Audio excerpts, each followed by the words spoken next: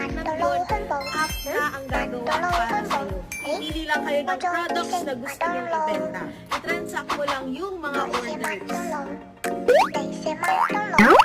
So, simulan na natin kung paano tayo gagawa ng account.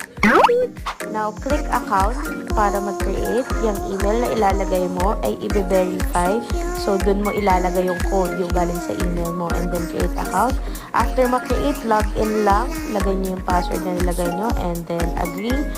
And then, there you are.